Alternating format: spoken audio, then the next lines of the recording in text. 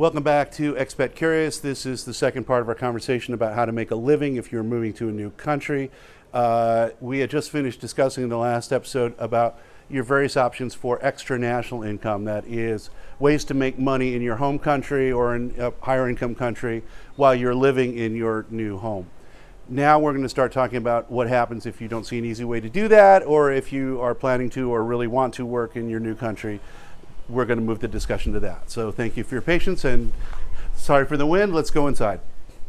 So if you're thinking, well, it's great, Adam, I would love to have digital nomad income or online income, but I don't. What do I do? Remember what we said in the last episode about you're going to have like a run-up period to leaving where you're going to have to sell off all your stuff and basically close down your old life. During that period, you can start figuring this out.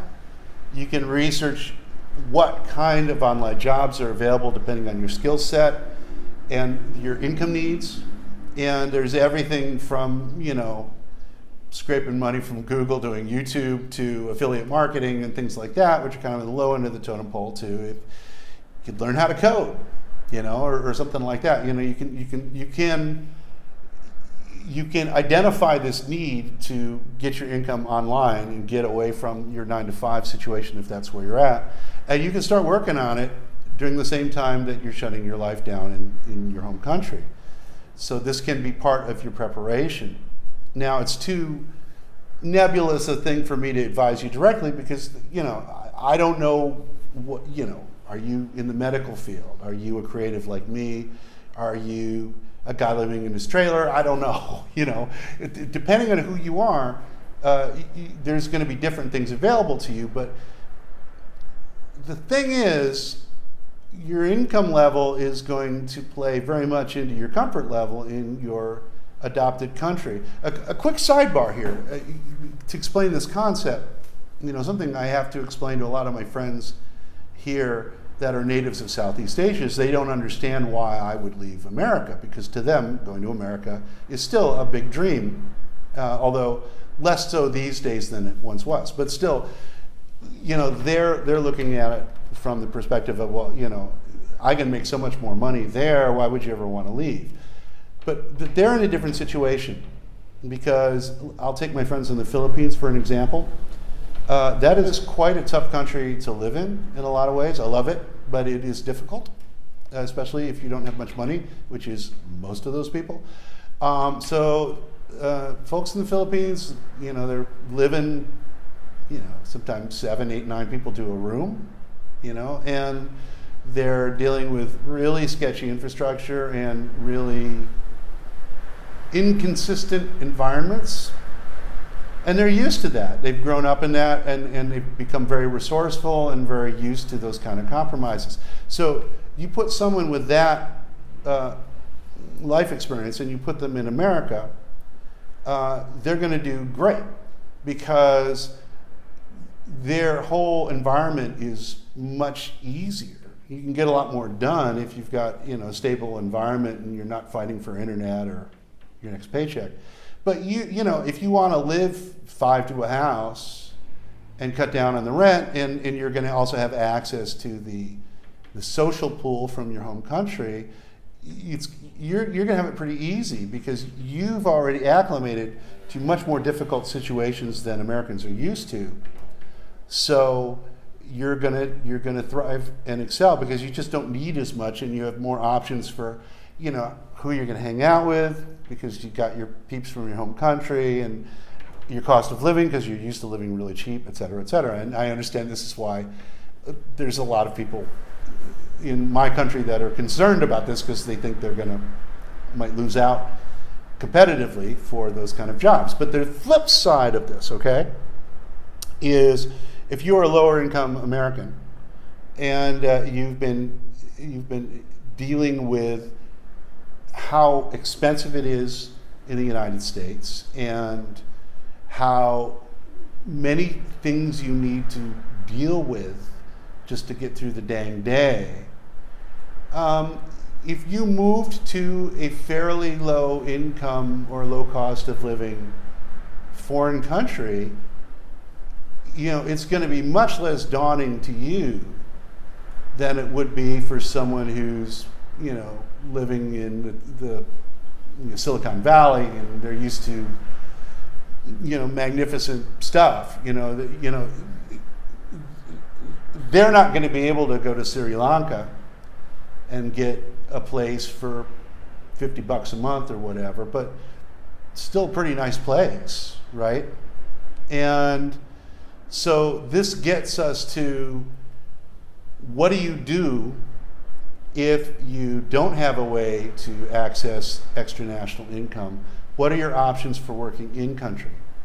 And I have good news for a lot of you, because if you are a native English speaker, particularly if you are an American, because for most people outside of the English-speaking world, sorry, my Australian friends, my English friends, and especially my Scottish and Irish friends, for foreigners, the North American accent is the easiest to understand and articulate. So North American English teachers are at a premium. And that is my way of saying your number one entree into another country is still, as it always has been, teaching English. There is a huge demand for native English speakers to speak and model good English and teach, no matter what may happen with America as a world power into the future. English is still the universal language. Anytime I go into a coffee shop here in Southeast Asia and you run into two people that are from different countries that are not English-speaking countries, how do they communicate? In English. If a Chinese person walks into a bar in Thailand and the Chinese person doesn't speak Thai, they're going to speak English. You see what I'm saying? It is the default language of the world.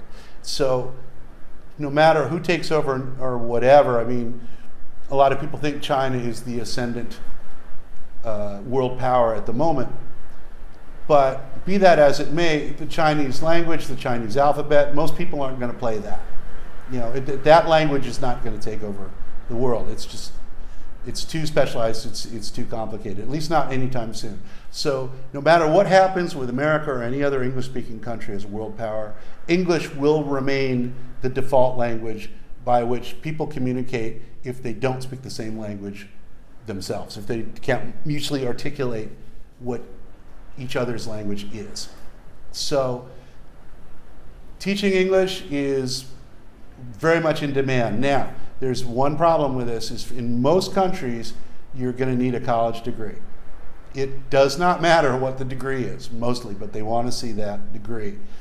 There's a couple of ways around this. America is unusual in that we have a 4-year college degree. A lot of countries are fine with a 3-year degree, so if you need to get those credits, if you're like me, where you went to college and you dropped out, you might be able to get the rest of your credits from a foreign university and satisfy that requirement.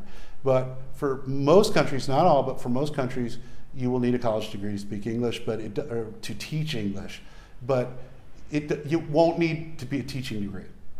You can be a history major, a philosophy major, or a major in Beach Boys studies, whatever. They don't care, just as long as you got a degree, and you're probably going to be able to get a job. If you're like me and you didn't finish your college degree, there are still a few options. You are going to want to get something called a TEFL, Teaching English as a Foreign Language certificate. They're not hard to get. I have one. During the pandemic, when I didn't know how I was going to make a living, I did it online. It took me about a week. It wasn't that difficult. It doesn't have a ton of weight, because it is so easy to get, but it's better than nothing. If I wanted to teach in my, I don't want to say my home country, but the place I spend most of my time and work, in Cambodia, I probably could, because they're really desperate for English teachers there. I don't think they have a college requirement, but most countries do have a college requirement. There are certain, talking about online income, there are certain online apps that will allow you to teach English online, and there's some money in that. I dabbled in that a little bit. It wasn't really worth my time. But a lot of it is just because I don't really like teaching that much. I could also work as a music teacher if that's something I was that interested in. I'm just kind of not feeling that. Maybe I will someday. But the bottom line is there's a lot of options between online and between tutoring is something else you might be able to do if you don't have a degree. But like something I've always wanted to look into because I can speak Japanese quite well, and Japan is a country that has sort of a declining labor pool, and they have difficulty with English. I've often thought about trying to go to Japan and making a living as an English tutor, because I couldn't work legally as an English teacher without a college degree, which I don't have. But the long and the short of it is, if you are looking for a job overseas, teaching English is still your best bet. Now, if you don't want to do that, or you have a certain special skill set, then the advice is going to get a lot less specific. You're going to need to take stock of what you have to offer. And again, remember what I said, go where you wanted. You're going to need to figure out what country needs what you got. Like I said, Bali does not need yoga instructors. Do not need diving instructors. Forget it. It's not, I suppose, I don't want to say forget it. If you really, really want to do it, you probably could. Like, I didn't try to work as a musician in Bali. But if I really, really, really wanted to, I could probably find a way. But it would be a big pain in the neck, and I might not get as much out of it, and I might have to spend a lot more money as I do in a place like Cambodia, where there's a market for it, modest though it is. But it's fairly cheap to get into that market. The visas aren't that expensive. The pay is okay for a country with that low of a cost of living. And that's how I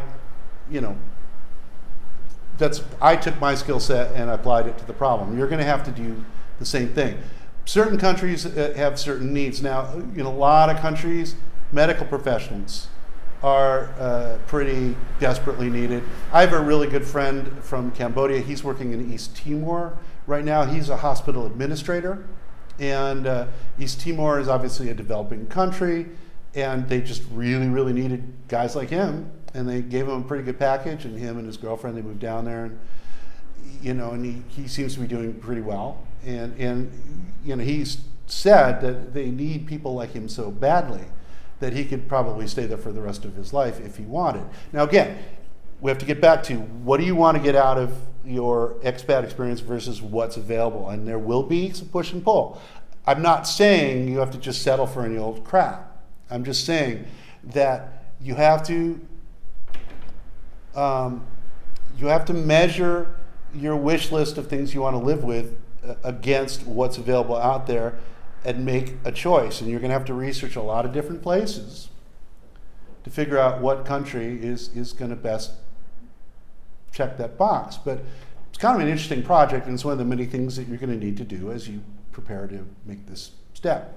Other job categories off the top of my head, I know there's a lot of need for, again, information technology people, although I think that's probably going to be easier for those of you that are from lower income countries that have a big base in technology. India is one of the ones I'm thinking of, because again, everywhere in the world it's all about cheap labor. And for those of you from high income countries, this is going to be a factor with working in your new country, because if one of the reasons people love America, not everybody loves America, but one of the reasons people that do love America love it is we have some of the highest wages in the world. So if you can figure out a way to get around the enormous expenses of living in America, it's pretty nice, right? So you're unlikely, although it's not impossible, but it's unlikely that you're going to find the same wage level you had in the US as you will in another country. Now you might, and if you do, you might be golden. It all depends on what your skill set is. But it's tricky because if you're like a doctor, like I'm sort of talking out of my butt now because I don't know anything about this other than I know there's a lot of demand for medical professionals in other countries, but I would guess it depends a lot on your specialty. General practitioners may not be that much needed, but they might need brain surgeons or something like that. So I think in general and in life, it's always best to look for things that make you unique, both as an individual and in terms of what you offer to the work pool, and focus on that. as a musician, my own experience, I have a lot of skills that a lot of other people don't have. Conversely, there's a lot of things other people can do that I'm not as good at, and I focus on my strengths because they're what makes me distinct from these other people. And I don't worry so much if someone else is better at playing Ed Sheeran covers than I am, because I'm not interested in doing that. And there's a million people out there that do that already. And so you apply that to your own set of skills that you bring to it, and just try to match that up with the places you want to go and what are the most highly needed skills that you have that match up to that country, and I think you're going to do okay. But this is going to be a bit of a process, because it might not be the thing that you think you're really good at. Like, it may well be that your biggest value to the country you're going to is just simply that you speak English like a native. That might still be your best bet. That's why I put English teaching first. And you may be the best chef in the world, but the place you're moving to may not need chefs. I mean, there's lots of people that were doctors and lawyers in their own country, and they came to America and they were taxi drivers because they couldn't meet the licensing requirements in America, and it was going to be incredibly expensive, so they let that skill set lapse, and that's just the way it goes.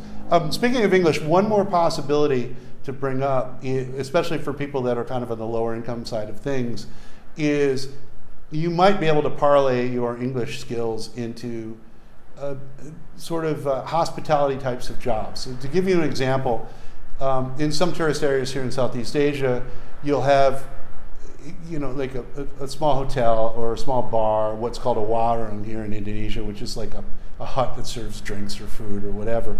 But some of the bigger ones, they'll have one English-speaking employee who sort of serves as kind of a manager and the person who interacts with the tourists, because the local people that form the backbone of their staff don't have the language skills to deal with problems that arise from miscommunications.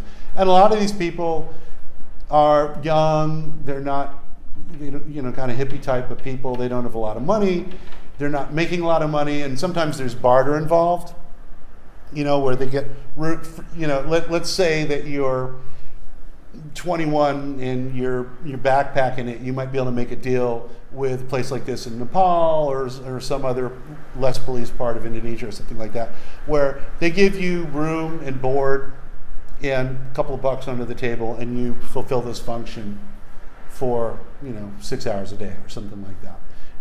These things happen. Now, that it might put you in a little bit of immigration risk, so you gotta be careful.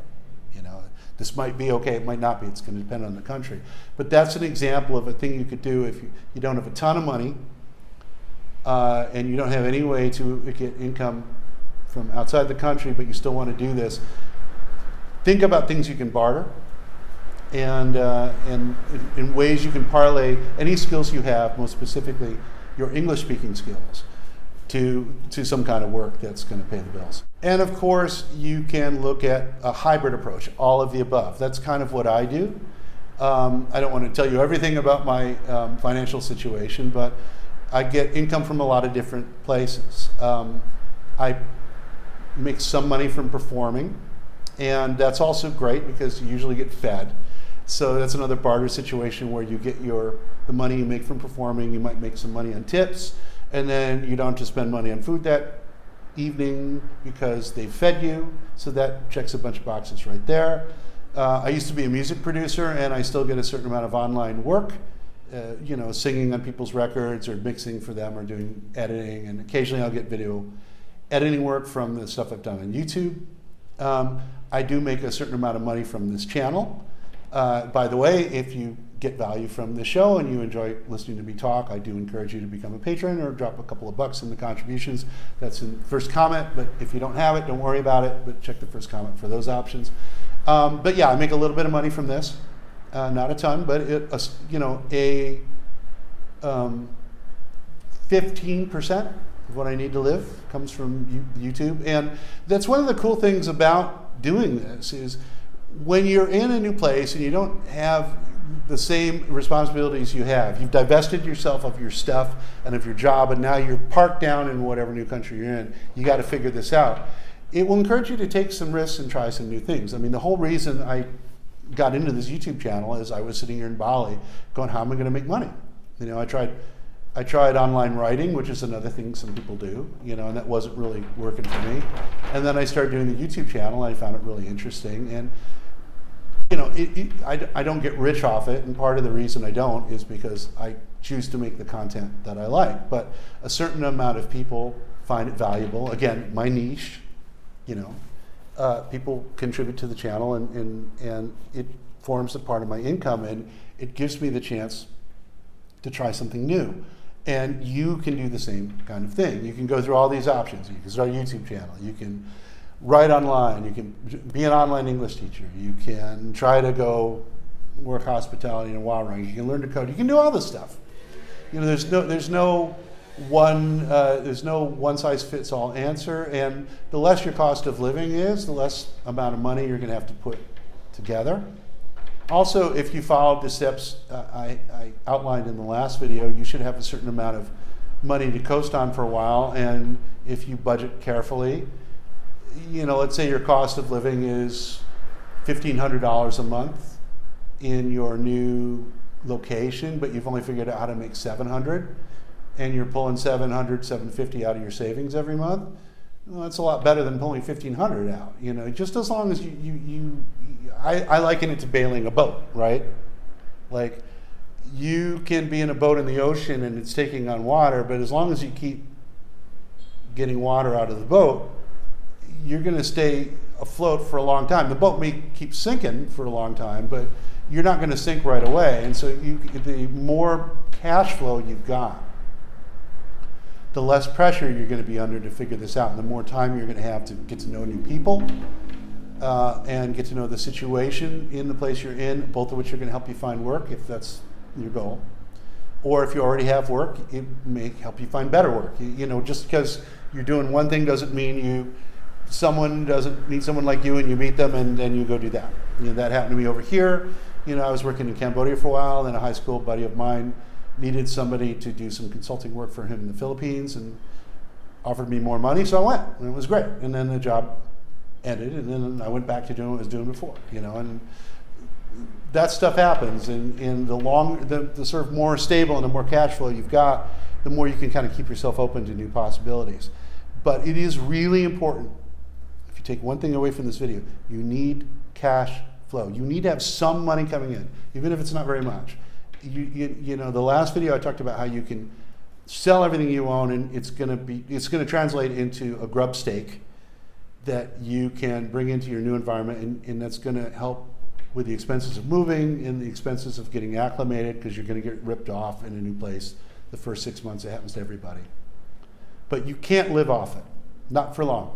You can have $1 million in the bank, and you'll be amazed how fast that goes if you don't have any money coming in. You need cash flow. It's like bailing a boat. Once again, it's good to have a chunk of money in the bank, because you might might break your leg, might need to go to the hospital or something. But you want to use as little of that as possible for your day-to-day life, because you need that money for one-time expenses and emergencies. So the more cash flow that you have coming in, again, even if it doesn't reach the point of meeting your daily necessities, even if it's 70% or 50% or even 20%, it's better than nothing. So don't worry so much maybe at the first that you haven't figured out how to pay every single bill that you've got, but start working on ways that you can make reliable money on an ongoing basis that's at least going to cover part of your expenses in the new place you're going. Start working on that now. Go through all the options that I was talking about. The last thing I want to discuss is, where can you find these things? I did a little Googling last night, and there are a couple of websites that were okay. You know, you have job posting websites for people working overseas, but like a lot of things on the legacy net, it seems to have been taken over a lot by spam and scams. And I want to warn all of you that there are a lot of scams out there for people that are looking for work in other countries. In my home country, Cambodia, it is a hotbed of this, unfortunately. I had a good friend of mine who came into the country, and she immediately got sidetracked in what she thought was a job. I don't remember what she thought it was, but she wound up at one of these scammer places where you're basically locked up. They take all your stuff, and you have to like send scam emails to people all day. If you wonder who's on the other end of those things, a lot of times it's basically slaves. Sad to say. And of course, everyone knows about sex trafficking. Similar thing happens. People get work as an au pair or a domestic helper, and they get to the country they're in, and their new country, and someone takes their passport. Guess what? You're in a brothel now. Stuff like that happens, and it can happen to anybody. So especially when you're scooting around the internet looking at job postings, be very aware that this is one of the big ways people trap you into something you don't want to do. They make it sound really great. Oh, you're going to come work at a hotel for this long, and then you get there and something bad happens. So be aware of that. That said, I think the best place to look for now, and I hate to say this because I really dislike this website, is probably Facebook. There's a lot of groups on there for expats. There's a lot of groups on there for job postings. I can't recommend one because you're really going to need to narrow it down to the geographical area and to some extent your specialty or both. For example, there's a time I was thinking about getting into acting when I was in the Philippines, and there is actually a Facebook group for job postings for foreigners who want to act in Southeast Asia, so I got on that group. So I would do some searching on Facebook for possible job openings in the things that you're interested in among the stuff I've talked about and in the places that you're thinking about, and get on those groups right now and start looking at what's available. But to wrap it up, not only is moving to a new country a huge opportunity for adventure and challenge in your life, but this idea of how you are going to make a living may force you to get creative and send you down paths you never expected. I love doing this YouTube channel, and I do it more for personal satisfaction than I do for money, although money's part of it, for sure. If I wasn't making any money off this, I probably wouldn't do it. But back in the US, when I had higher income requirements and I was sort of locked into a certain income stream, I never would have had the time to do it. So it has been a real blessing for me to have had the time to think, what am I going to do? And also the less cost pressure, because I didn't need to make $3,000 a month to stay alive. I only need to make $1,500. So I could try a lot of things that weren't going to pay off right away or weren't going to pay a lot of money.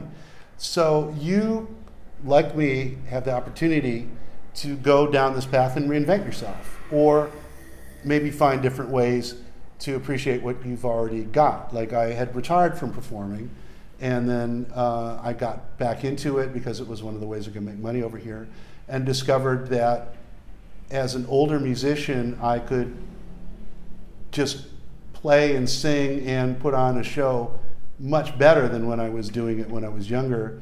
Just from the years I'd put into it, and also the years away from it, gave me a certain perspective on how I felt about playing. Like I used to do it a lot more for my ego. And I mean, I had certainly wanted to do good work, or I wouldn't have done a lot of the things I did, but I also really wanted attention, like a lot of people do when they get into making videos and being a musician. Now that I'm older, I can see how much satisfaction I get from doing a song really well, and especially in these days when live music has become so devalued, figuring out a way to make it more than just glorified karaoke like it is for a lot of places these days, and reconnect people with the bigger sense of possibility that a great creative experience can give you. And so now I look at performing as being a kind of a higher calling. I know it sounds kind of goofy, but it's something I really want to do well. And I don't have to, because I'm not living in the US anymore, I don't have to make $200 a night or $500 a night to make it worth my time. But I also can kind of pick and choose and go, well, I don't want to do it this way. Again, poor Ed Sheeran, but I don't want to get up there and play perfect for $50 because it's just not who I want to be. But because I'm asking for less money and I'm giving greater value, I get more control over the kinds of things I do. Most of you probably are not musicians, so I hope you understand how this might apply to you, this whole concept of by taking yourself out of your world and putting yourself into a different world that wants different things from you, has a different environment, hopefully a lower price of entry and less pressure on you financially and maybe politically, you have an opportunity to reshape your relationship to your work and try a lot of new things. And you don't got to be young. I'm not young. I was well into my 50s when I came to Asia, but I feel young. I know I don't look young, but I every day I get up over here and I'm just like, I don't think like an old person. I think like I'm 25. There's a lot of things I don't do like when I was 25 because I was dumb, I didn't have the wisdom or the understanding of things that come with age, but the attitude of it, you're gonna get out there and you're gonna do it. Like, what's today gonna bring me? And we've lost a lot of that in Western culture, especially in America. We're just so caught up in the day-to-day grind of things and our internal conflicts. If you get away from that, you have this opportunity to think of everything in a new way, and that includes how you make a living. So to close this video, I can't tell you exactly how you're going to make a living in another country, but I just gave you a lot of ideas. And it's going to be up to you to take stock of what your energy level is, what your skill set is, what your desires are, what your needs are, what you're used to, what you're willing to change. You got to put all that in a pot and then start figuring out what's out there and start moving in those directions. Try a bunch of stuff, throw away the things that don't work, give yourself lots of time to make it happen, but you may get to a really cool place. So that's all I have to say. If you enjoyed this show, if you enjoy this channel, please subscribe, like, hit the notification bell, throw in a few bucks if you feel like it. That's it. Hopefully I'll be back real soon. For those of you that are into the other stuff in the channel and are watching this in real time, there's going to be a really cool thing coming up next week. It's going to be the debut of season 6 of my long-running travel and adventure show, Adam Walks Around. I'm really excited about it, so make sure to watch for that. Anyway, thank you very much.